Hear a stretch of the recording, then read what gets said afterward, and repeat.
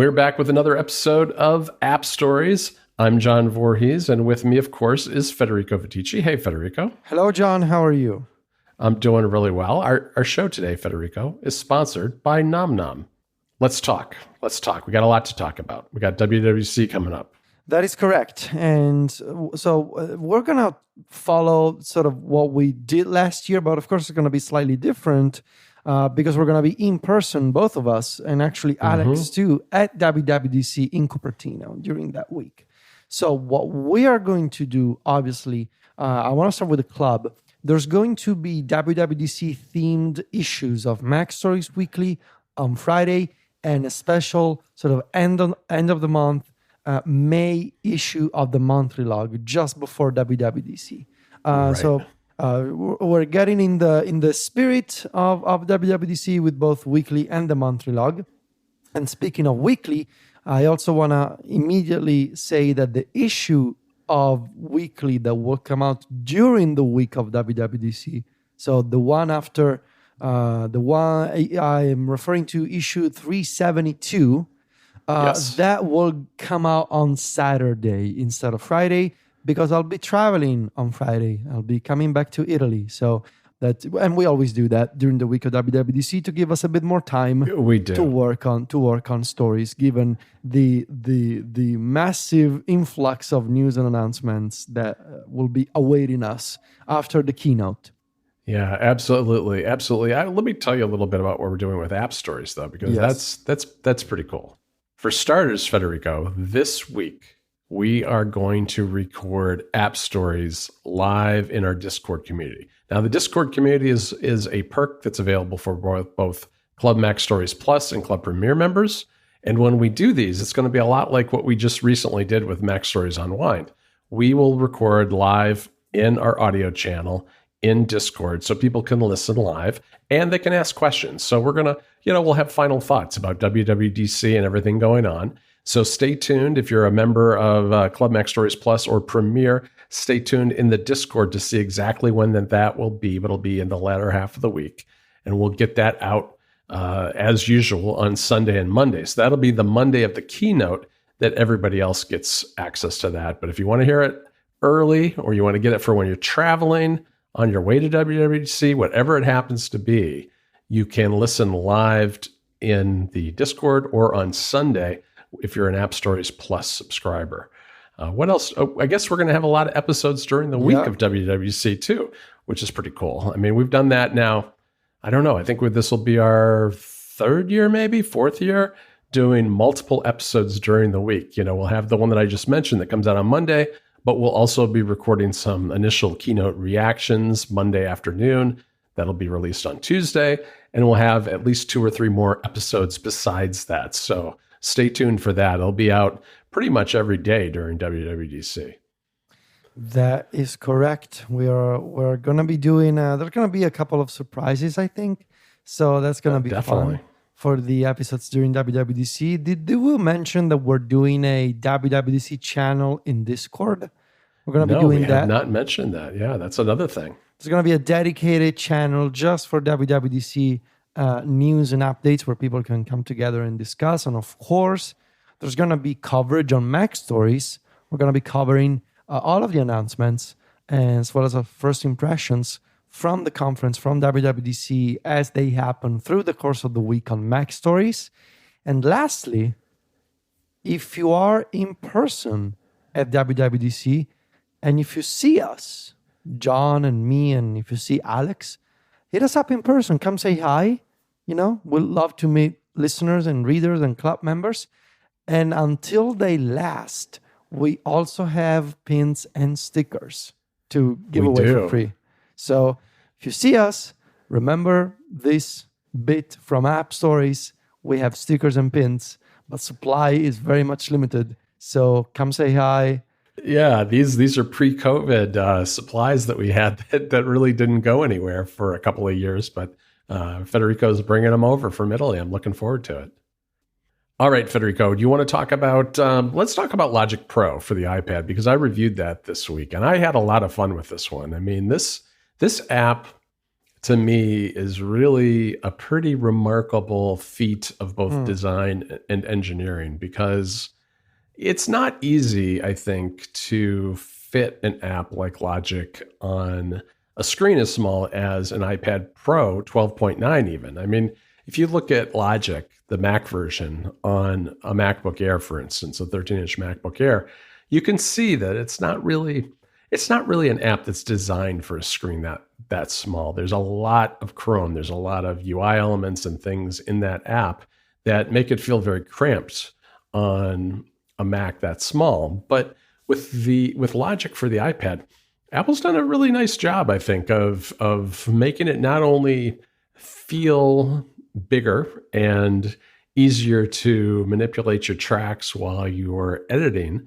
on a screen that size, but they've also really done a nice job of incorporating touch.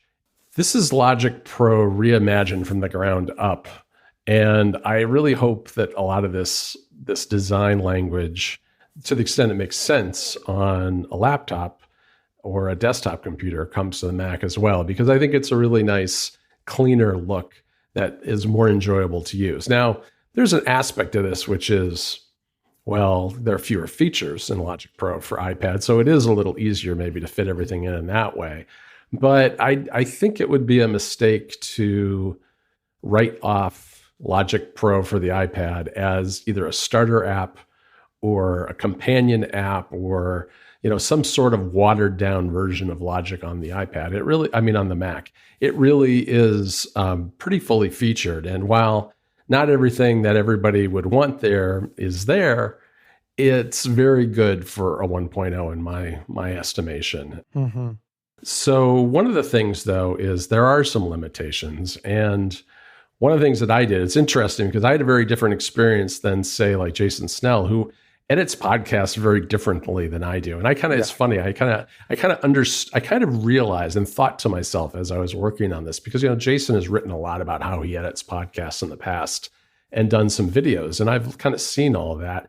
And it did strike me as I was writing my review that my guess is that Jason won't like this. And I didn't actually ask him in advance. And turns out he very much doesn't like it, to the extent where he feels as though no one should attempt to edit podcasts on this. And I don't really want to get into how I go about editing podcasts, because I feel like that's not something that's super interesting. I mean, editing podcasts is really like copy editing articles. It's not, it's just kind of it's a skill, but it's also not super interesting as a task in and of itself.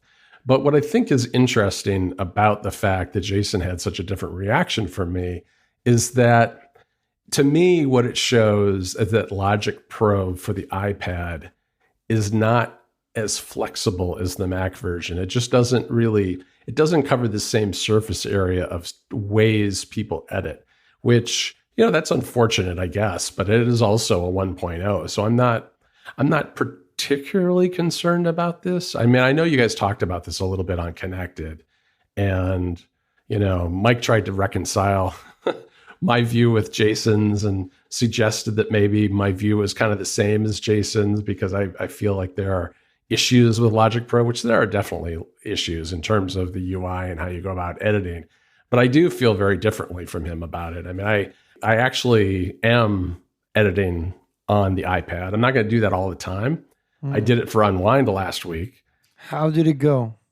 It went really well. I mean, it took a little longer, but when I say a little longer, I mean, it took me like 10 or 15 minutes longer than it might normally take me. It wasn't like it was like a huge drag in my efficiency or anything. And part of that I write off to the fact that I'm still new to using it on the iPad. So I'm not like, my finger movements and things aren't like trained yet. I do have to stop and think about the differences once in a while as I'm editing. So I think it'll get a little faster. I do think it will be slower. I don't really view it as a trade-off of preferring the interaction with the iPad to being efficient. I don't think it's that either, because I'm not a person who wants to give up a lot of efficiency in my workflows, because I got plenty to do every week, and I'm not going to use the iPad just because it's fun to use the iPad. But I do like having the flexibility. And for me, that's really what it comes down to, is being able to edit somewhere other than at my desk. And the reason I ultimately said that I prefer the iPad over the MacBook Air is because of the design of the UI of Logic on the iPad. It's much easier to use in that sense. And I really find that, as I'm editing, manipulating the timeline with my fingers feels a lot more natural, and I think the precision is even better because you're right there dragging that timeline or the playhead to a very precise, specific place and creating splits and snipping things out and all. And I don't know. I mean, to me, it just felt like the way that editing should happen, as opposed to the indirection of like a mouse or a trackpad. But as I said in the story, there aren't enough keyboard shortcuts. So I have been doing the editing by hand without a keyboard attached because I find that a little easier of the two methods. And I also find that the modality of the app is a problem. I mean, there's no gesture to play or pause, for instance. You have to hit a button. And there's no way to go from splitting a track to trimming a track without hitting a button as well. And I think both of those things really the efficiency of using the iPad would be greatly improved just by having a gesture and a keyboard shortcut to do those two things. I think there are other modes in Logic too that I wasn't using, but specific to my use case, those modes I think would be a lot more efficient if I had a way to do it without having to kind of zero in on a specific button in the UI. Mm-hmm. So there's something about using Logic on the iPad that it calls to you, because there's something about it that makes it feel more flexible, more fun. Yeah, that's part of it. It's part of it, and it makes me feel as though I've got more options for the way I edit. And I think I'm not kind of doing this to prove a point. I mean, I think people, I have a better appreciation for how you've felt for many years, Federico, explaining why you worked for so long on the iPad running, Mac stories from the iPad, because I think it perplexes people when you say you prefer to use an iPad for certain tasks. But yeah, it's a whole bunch of different things. It's a better UI. It's a cleaner UI. I don't feel like I'm going to break things as much because Logic on the Mac is an incredibly complex app that's a little intimidating. It's a lot more approachable on the iPad, I think. I would suggest that it is a good place for people to start. GarageBand, for that matter, is a good place for people to start. I don't have, any preconceived notions about that. I know people who do podcast editing on GarageBand and they make professionally edited shows. So I don't think it's a bad place to start. And I do feel as though, in some respects, it is a more enjoyable place to do the editing. And I think after 6 years of dealing with Logic on the Mac, I was just ready for something new. I mean, this is probably one of the oldest workflows in my toolkit and the one that has changed the least in 5 or 6 years that I've been doing it. And I don't know, that it was feeling kind of stale, and now it feels a little more interesting. All right, so that was a good update on your use of Logic. Thank you, John. I look forward to seeing you in person. Do this in person. Okay. All right. So, do you want to talk about the OS that doesn't exist yet and our wishes for something that it's not real? Do you want to do that? Yeah, let's do it. Let's talk about something that doesn't exist. I mean, I think soon enough it will exist. All right. Well, it seems like all signs are pointing in that direction. And of course, we are referring to xrOS or Reality OS. I think we're going with xrOS 1 for the title of this podcast episode, and that being the operating system that will power the VR, AR, mixed reality headset that Apple is allegedly showing off at WWDC. So I guess we organized our wishes like we did for the previous episodes in sort of like multiple categories, one of them being like system related wishes. And by system, I mean like more broad OS level sort of things we'd like to see. And one of the things I want to go with first, now, of course, imagine that all of this is hypothetical. All of this is theoretical. We are imagining things, features for something that we're not sure yet it is real, although it's pretty much real at this point, but technically it's not. I'm going to go with the idea of a home screen. Okay. I think Mark Gurman has reported on this idea of the headset having, of course, a home screen with apps and widgets. But I would go a step beyond and say I would love to have a home screen that yes, has apps as launchers and widgets, maybe even real-time widgets that have like glanceable real-time updates like a clock or a timer or, a now playing widget if I'm listening to music. Maybe even a picture-in-picture widget if I'm watching something.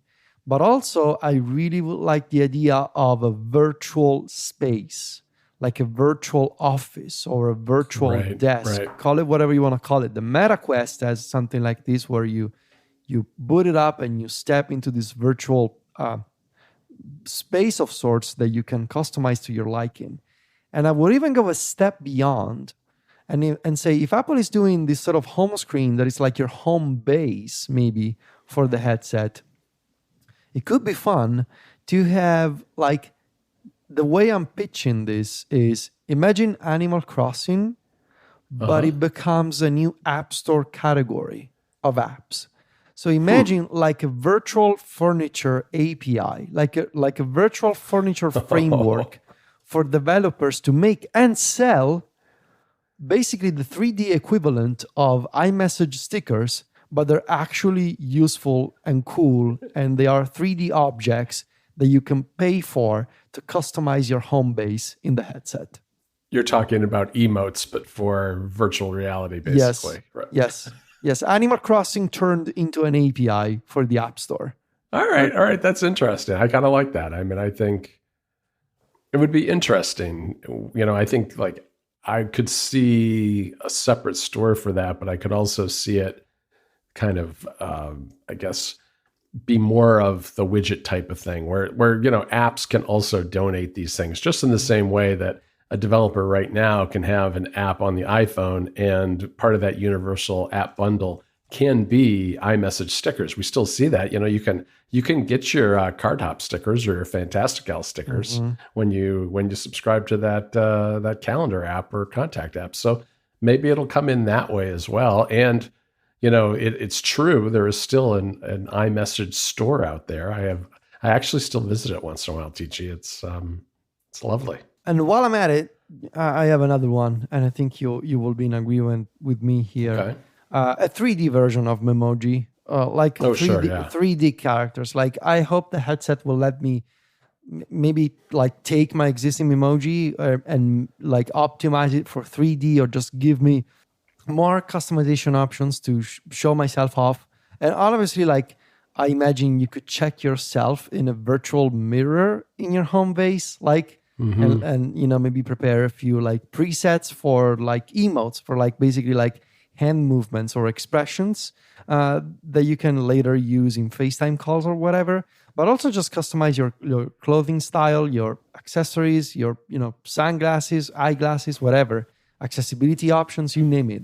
And I hope there's a like Memoji taken into the 3D world, so that I can take my existing character and make it look nicer, make it look a bit more like me, so that other people, assuming there's going to be, this idea of meetings based on FaceTime and compatible apps, will see my Memoji with more options than what they usually see in FaceTime calls, where they just see the floating head, or in iMessage stickers. Yeah, no, I like that idea. I mean, I think the idea of a Memoji mirror makes a lot of sense, because if you had some kind of like UI for building your Memoji that was like a third person view, it kind of breaks the effect. Yep. And if you were able to do this, so like you're having an out of body experience. Right, exactly. Whereas this would be a little bit more like you're, getting dressed in the morning. You want to see how your shirt looks on or whatnot. It'd be a little bit more like that. And I think that would be kind of fun, and also just serve the purpose of feeling more real. I also feel like the Memoji need to be a little more expressive in the facial expressions. Hopefully that repertoire of what can be expressed with your face would expand. I know there was a rumor at one point that the avatars would be very like photorealistic of people. I kind of feel like the Memoji approach might be the better approach, though. I don't But know. will they have legs? Is the question. I hope so. It'll be legs but no feet. You'll just have like little toothpick legs that end in a point or something. I don't know. It's very hard to, I guess, to imagine what this will exactly be like. But I kind of like the cartoony approach personally. Yeah. All right, some of this stuff, I think it's a little hard to separate the hardware from the software. And we are really talking about the OS that we're anticipating. But I think part of the OS has to be a battery app, essentially, that helps you power this thing. Because, by all accounts in the rumors, there's going to be external battery packs that aren't going to last terribly long. And if the idea is for you to be able to use this headset for more than an hour or two, you'll want to have hot swappable batteries. Yeah. So so that says to me that hopefully the headset has some minimal amount of battery built into it. So when you get an alert that says, hey, time to swap your battery, you can reach down, grab another battery and swap it without cutting out whatever connection you've got. And I just feel like, there's going to have to be some sort of way of dealing with that inside the headset itself in your environment in the home base that you described. Yeah, I agree with that. This episode of App Stories is brought to you by Nom Nom. What you feed your dog is just as important as what you put into your body. It's time for real, good food backed by science. That's Nom Nom. Nom Nom delivers fresh dog food with every portion personalized to your dog's needs so you can bring out their best. Nom Nom's made with real whole food you can see and recognize without any additives or fillers that contribute to bloating and low energy. That's because Nom Nom uses the latest science and insights to make real good food for dogs. Their nutrient-packed recipes are crafted by board-certified veterinary nutritionists, made fresh and shipped free to your door. Nom Nom's already delivered over 40 million meals to good dogs like yours, inspiring millions of clean bowls and tail wags. I don't have a dog of my own, but my brother does, who lives nearby. So you know what? When Nom Nom sent me a box of their nutritious food for dogs, I gave it to my brother. He's got 3 rescue dogs, and they all absolutely loved it. It comes straight to your door, packed up, neat and tidy, and with ice packs to keep it cool and fresh. It's absolutely perfect for someone who really cares about what their dog eats. And it's a no-brainer because Nom Nom comes with a money-back guarantee, too. If your dog's tail isn't wagging within 30 days, Nom Nom will refund your first order. No fillers, no nonsense, just Nom Nom. Go right now to get 50% off your no-risk 2-week trial at trynom.com/appstories. That's spelled trynom.com/appstories for 50% off. trynom.com/appstories. Our thanks to Nom Nom for their support of the show. Communication, I think, has to be one of the key selling points of the headset. Yeah, absolutely. As we've seen with the Meta Quest, there's, I think, huge potential when it comes to meetings and even with cartoon characters. This idea of remote presence, you gotta try it to believe it. I think it's one of those things where you really need to see the difference.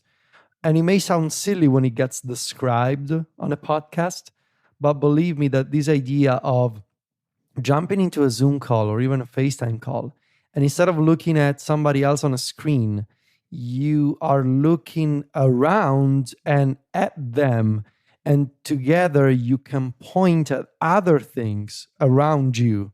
That makes all the difference.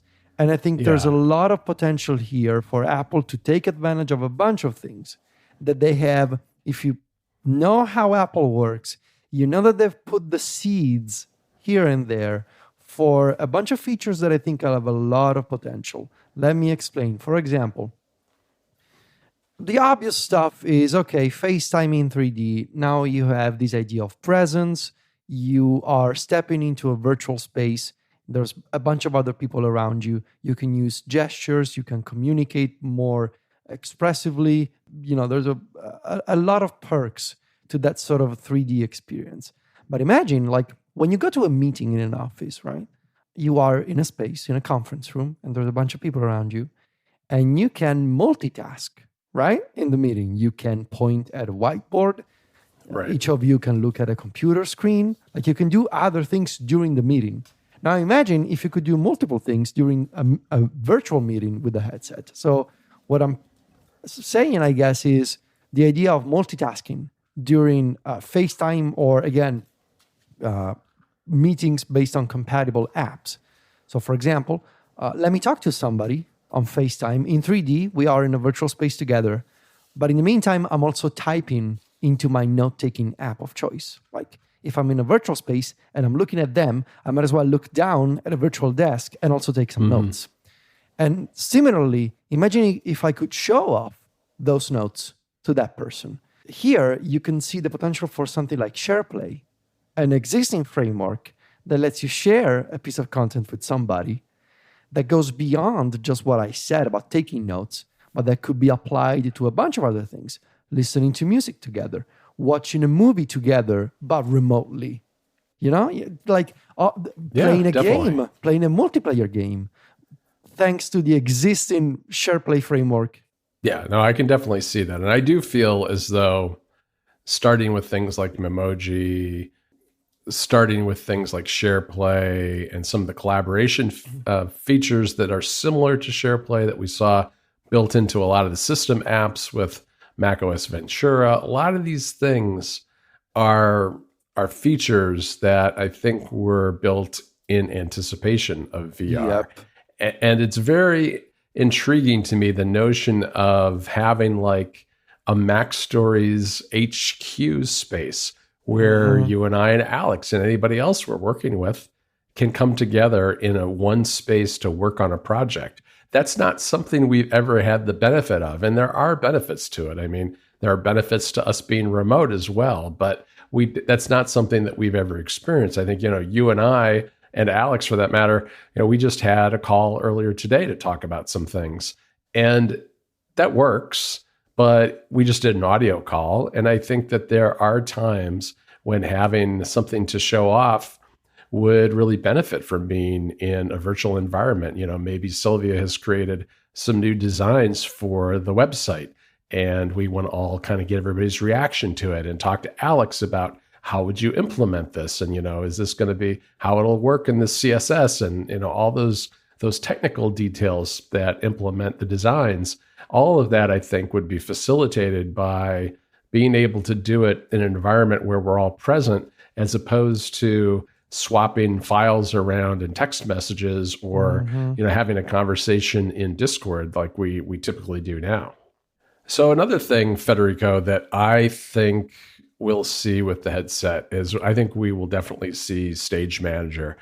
To me, when I look at Stage Manager and I hear that the VR headset's apps are based in some way on iPad OS, I immediately think about Stage Manager. And I think Stage Manager has the potential to be the best version of itself in VR, because it's essentially what you're getting on your Mac or your iPad. You're getting a 3D representation of sets of windows on the side.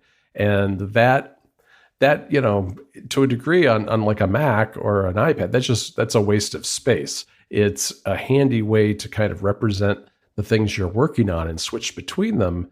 But with a VR headset, that could be all the way in your peripheral vision. I might be that I'm sitting at a virtual desk and I'm done working on my email for now. So I just look over to the left and I point at my calendar and I drop in a couple of events or whatever it happens to be. I feel like that UI really, really has something to offer for a virtual environment, because you're going to be in a 3D space in any event, and having those apps close by where you can kind of like grab them in a physical way as opposed to clicking on them or tapping on them makes a whole lot of sense to me. Yeah. I don't know how Apple is going to lay everything out here in terms of is like are apps separate from whatever you're doing on the home screen? Is it like an iPad really, where you have a home screen and then you have the multitasking layer on top of it? Because everything changes once you start thinking in 3D, and especially if there's like the idea of a home base, which is a 3D physical space where you can move around. Well, are apps sort of contained inside a virtual computer? Are apps floating around you in this like sort of like abstract layer of UI that you can just summon whenever you want? Is it like wallpaper on your wall where exactly, you go over like, and are they poke like on the wall? Is it like a wallpaper? Is it like just a superpower that you have and you can just summon a floating UI? That would be kind of fun. But what I do know is that I hope Stage Manager, which again, because of its 3D look, I think it makes a lot of sense. Like imagine if the strip on the left side becomes something that like here I'm really imagining things. But imagine if the strip is something that appears out of the palm of your hand. When you open your left hand, you just, a little pile of windows pops up from your left hand. And there you can take a look at the little thumbnails and you can pick up a little thumbnail, like you can pinch it, pick it up and throw it around the room and it becomes a window. Like imagine that sort of interaction.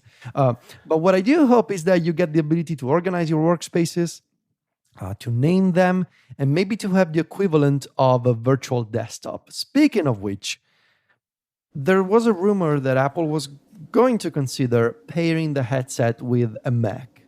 And I do hope that you get to use your computer and the headset together. The way Meta has done this with the Quest is you can pair a PC with the Meta Quest, and the UI from the PC becomes this like set of virtual displays around you. And maybe Apple could do the same with the Mac. I still hope that you can also pair an iPad Pro with the headset, but that seems unlikely given Mark Gurman's reporting. Lastly, on the productivity front, I also have another personal theory to share. Oh, okay. Which is that of all features, Apple Pencil Hover was the Trojan horse for headset interactions. Oh, I like that theory, Federico. Why would you go through all the trouble to set up a hover interaction for a pencil on the iPad? Which, I mean, it's a very nice feature, and it also works in Logic and Final Cut, as we've seen, but it's relatively minor.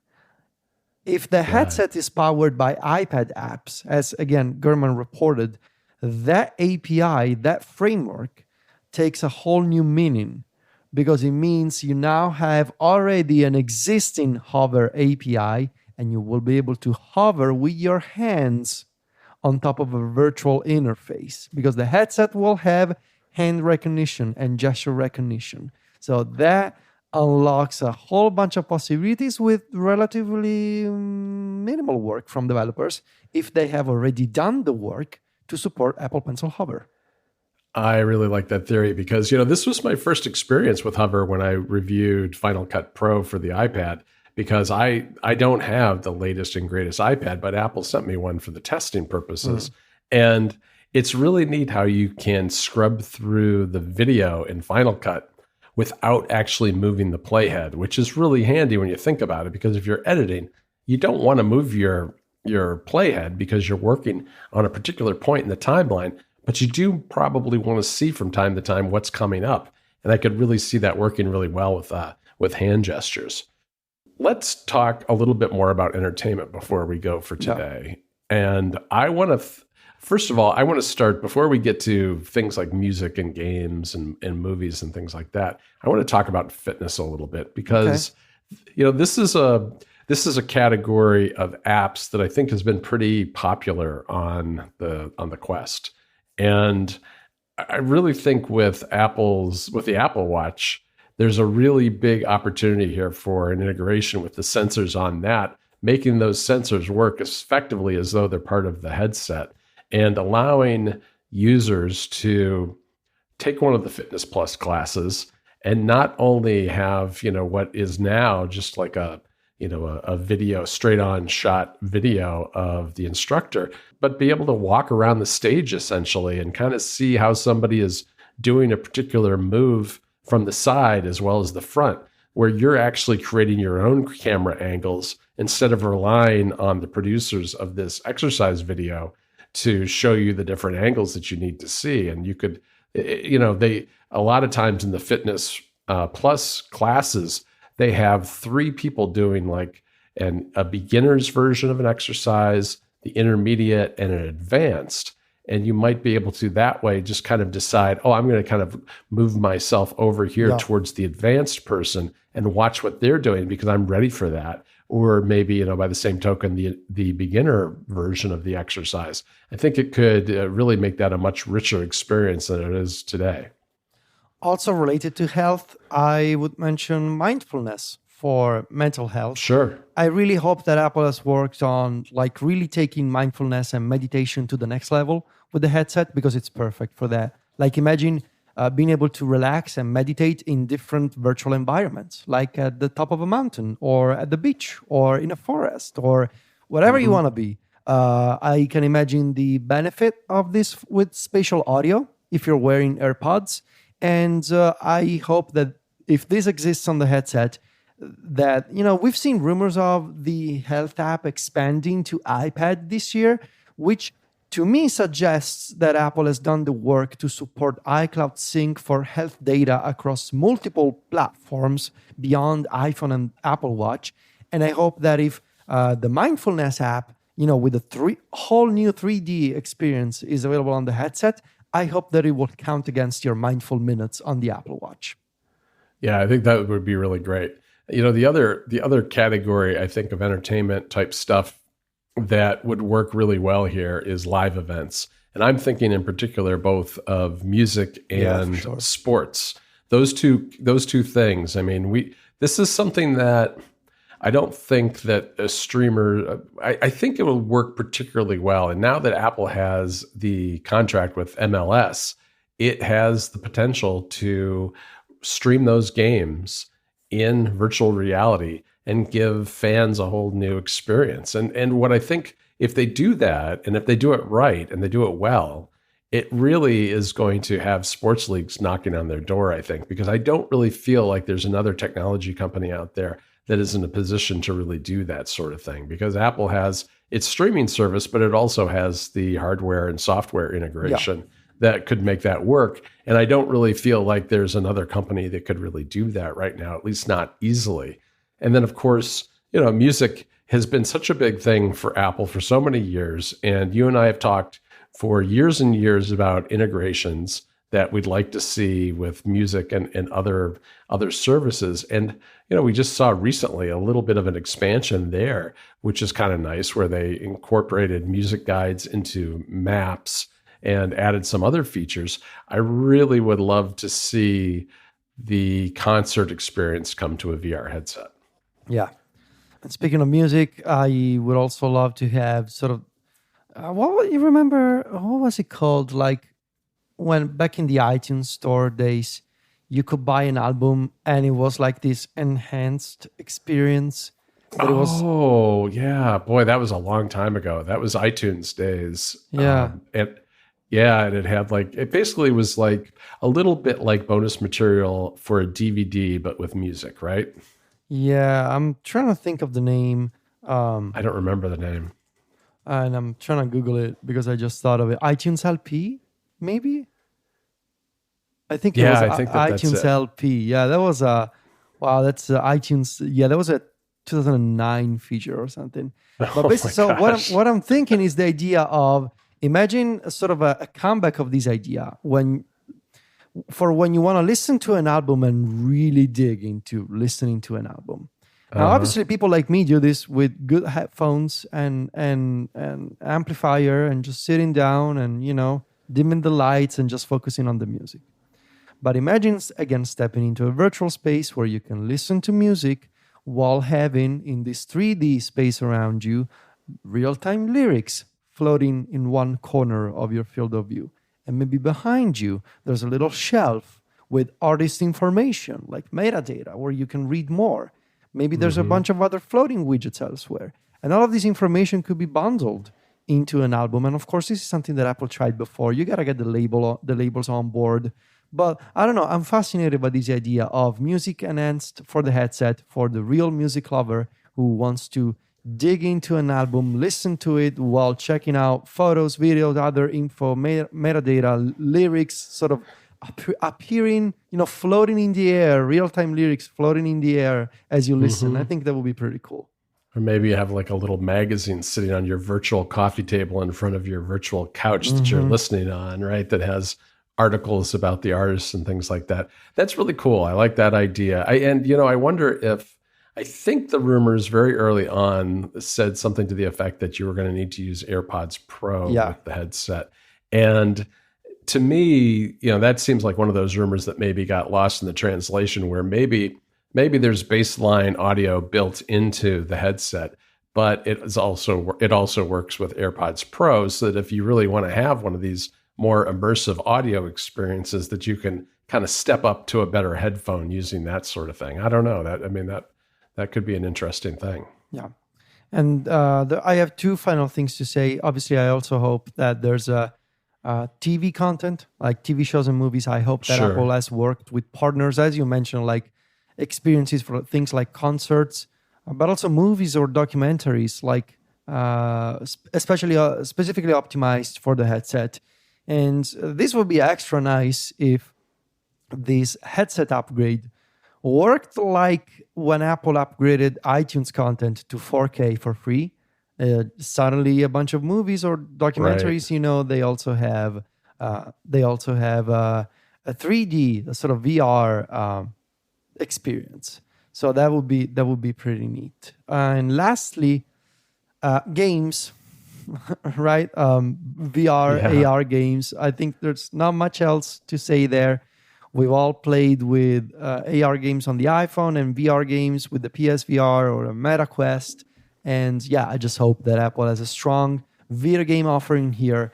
And I'm keen to see what they do in terms of the control mechanism, because the rumors so far have suggested that Apple is fully embracing hand recognition and gestures instead of dedicated gaming controllers. So we'll see how that goes. Yeah, that'll be interesting, because I'm not sure that all game types work without controllers, but there's been rumors that Kojima has been spotted at Apple Park, and he's prolific game director with some of the most critically acclaimed games that have come out in recent years. So, that's a good sign, I suppose, if it's true. And what we never saw from last summer, we've never seen No Man's Sky on the Mac. That was one of the games that was talked about on stage at WWDC 2022, and alongside Resident Evil Village, which we did get last fall around the time that Ventura came out. But No Man's Sky is kind of, it's never surfaced, and they do a virtual reality version of that game. So I don't know. We'll see. Yeah. We'll see. All right, Federico, that's it for our wishes for 2023. I'm hoping that we get more. You know what we have to do, though? Before we go, we do have to pick 3 of our very favorite wishes that we want to come true this year. What do you have for me?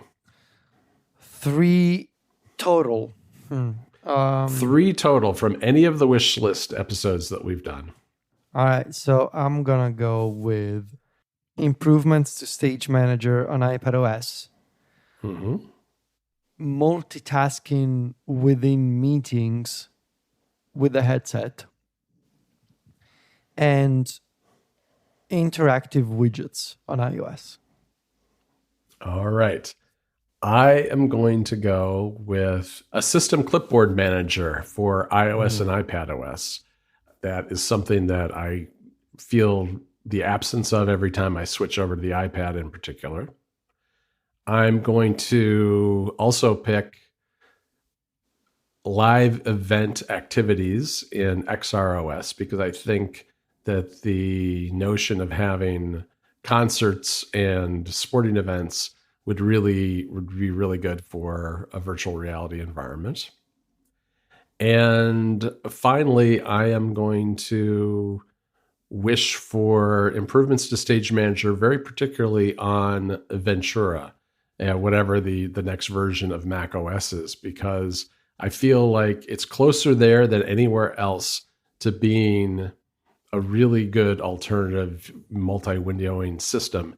And it's just not quite there because it really needs keyboard shortcuts to do a lot of the things that can be done to put together stages and switch between them, as well as shortcuts support to do the same. So those are my 3 wishes. All right.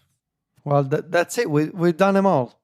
We've done them all. We've done all, even the ones that don't exist. I mean, this is a good year. We had a solid month of wishes. We've gone above and beyond with these wishes. We have. We're going to move on to realities starting next week. I mean, I guess it won't be quite reality yet because we'll be just short of WWDC when the next episode comes out. But join us for that. We'll be doing it again, as we said at the top, live next week in our Club Mac Stories Plus Discord. We'll also be recording there all throughout WWDC and releasing those episodes, whether you're able to join live or not, throughout the week. So you'll have recaps and thoughts from us on all those things, as well as some surprises.